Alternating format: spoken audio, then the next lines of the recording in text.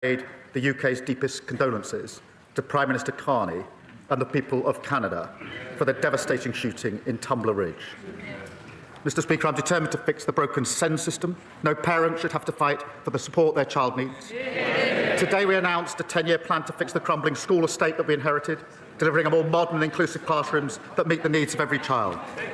Mr. Speaker, this morning I had meetings with ministerial colleagues, and there's been quite a few of those this week. In addition to my duties in this House, I shall have further such meetings later today. Thank you. I'd like to associate myself with the Prime Minister's remarks there. The Prime Minister's commitment to 1.5 million more homes will require 48,000 new entrants to the construction industry every year. In Chesterfield, we're doing our bit. The Construction Skills Hub brought 70 new entrants into the construction sector, and we did see a welcome increase in numbers across the country last year. But we need a step change. We need numbers to double. So can the Prime Minister tell the House what steps he is taking to get more people to commit to construction industry careers and get those numbers up where we need them to deliver on his housing ambitions? Prime Minister. Well, my honourable friend is right. The task of rebuilding our country is a huge opportunity to give young people a brilliant career. And we're backing apprentices with a record £3 billion budget. And we're making sure companies who bid for major contracts commit to high-quality apprenticeships here in the United Kingdom. And, Mr. Speaker, we're creating 13,000 new opportunities for young people as plumbers, engineers and bricklayers, securing their future and rebuilding this country. We come to the Leader of the Opposition, Kemi. Thank you, Mr. Speaker. And can I associate my side of the House with the Prime Minister's words on the horrific stabbing in North London yesterday, as well as the shooting in Canada? When he was Leader of the Opposition, the Prime Minister said, and I quote, "I never turn on my staff. When they make mistakes, I carry the can." What changed? Prime Minister. Well, Mr. Speaker, I've accepted. Mr. Speaker. And can I associate my side of the House with the Prime Minister's words on the horrific stabbing in North London yesterday, as well as the shooting in Canada?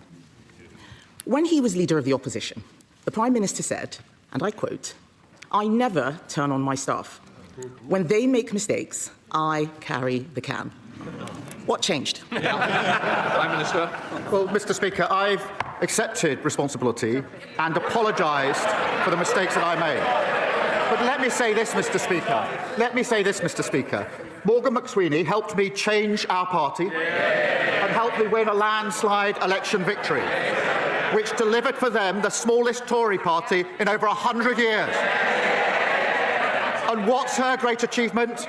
To make it even smaller. Kemi, not.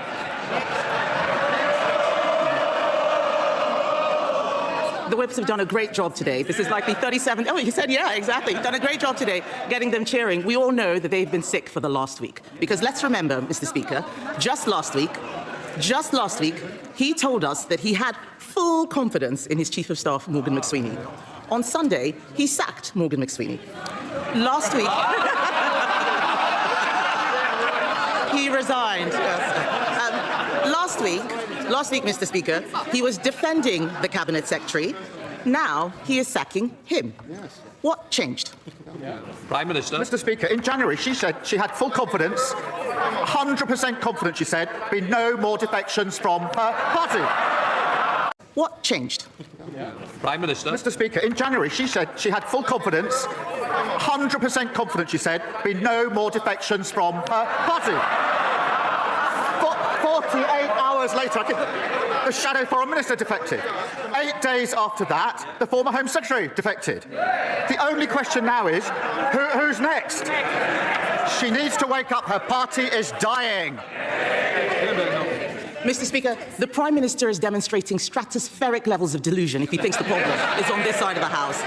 And he didn't say anything about why the Cabinet Secretary is going. We know the truth. It is because he is throwing everyone under a bus except himself. And, Mr. Speaker, the Mandelson episode was not an isolated incident.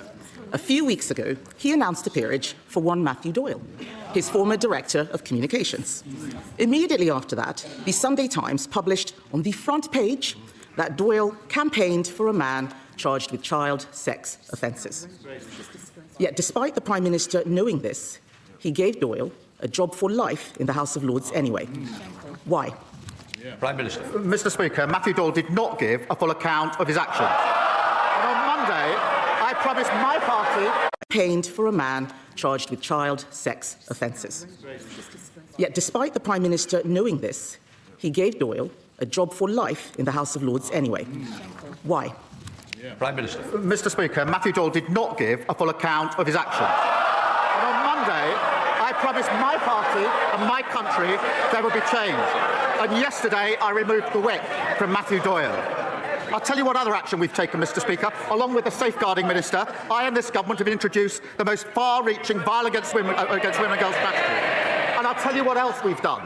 This government has introduced a pay rise for millions of working-class women. What did the Leader of the Opposition do? She opposed it. What other action we've taken, Mr. Speaker? Along with the Safeguarding Minister, I and this government have introduced the most far-reaching violence against women and girls strategy. And I'll tell you what else we've done. This government has introduced a pay rise for millions of working-class women. What did the Leader of the Opposition do? She opposed it. This government's introducing greater protection for women at work. What did the Leader of the Opposition do? She opposed it. And I'll tell you what else she opposes. This government removing the disgusting rape clause that they put in place. Mr. Speaker, the Prime Minister pretends not to know about Matthew Doyle. It was on the front page of the Sunday Times. He cannot explain why he gave this man a peerage, and I think they should be wondering why they're still cheering for him after that. And the Prime Minister, sometimes likes to claim, as he just did, that he cares about violence against women. The truth is, he only cares about the victims when he's trying to save his own skin. They can shake their heads. We saw it with grooming gangs. We saw it with Mandelson. And now we see it with Doyle. Isn't that what a former prosecutor would call an established pattern of behaviour? Mr. Speaker, I'm going to take no lectures from the Tories in standards in public life.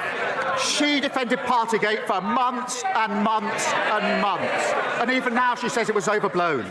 The Shadow Foreign Secretary broke the ministerial code by bullying. Boris Johnson kept her. The Leader of the Opposition promoted her. She sits on her front bench.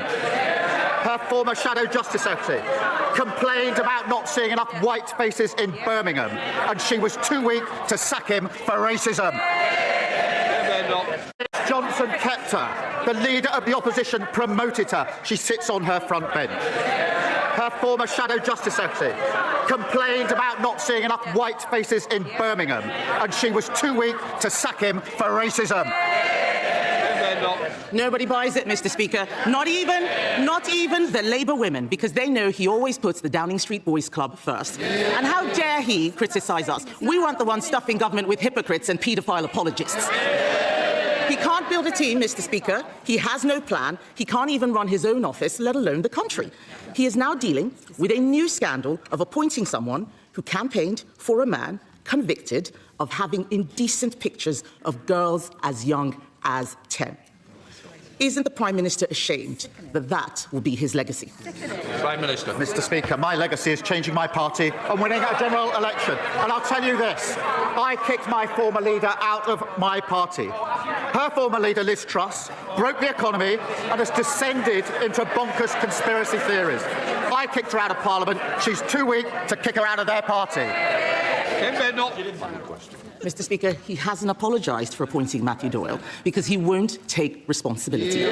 He never does, and they know it. The Prime Minister is now telling everyone that he's never lost a fight. It's because he won't step into the ring. He's never lost a fight. He's walked away from welfare reform. He won't stand up to the unions. He won't stand up to China. He can't even stand up to Mauritius. Mr. Speaker, he's had 3 cabinet secretaries, 4 chiefs of staff, 5 director of communications in just 18 months. And now he is mired in yet another scandal. Does he ever look in the mirror and ask himself, is the real problem staring him in the face? Mr. Speaker, I delivered a landslide victory for our government. Only 4 people have ever led the Labour Party to victory in a general election. I am one of them. And she talks about numbers. Let us remember, Mr. Speaker, 5 Prime Ministers, 7 Chancellors, 8 Home Secretaries, 8 Foreign Secretaries, 16 Housing Secretaries, all completely useless, all failed Britain, and this Prime Minister's clearing up the mess.